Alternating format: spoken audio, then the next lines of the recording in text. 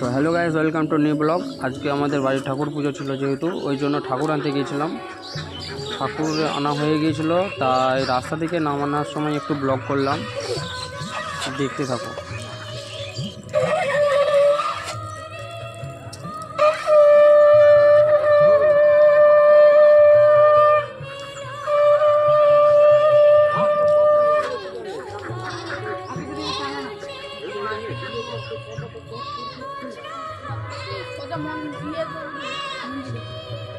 তো বন্ধুরা, ভিডিওটি কেমন হয়েছে কমেন্টে জানাবে, আর ঠাকুরটি কেমন সেটাও কমেন্টে একটু জানাবে।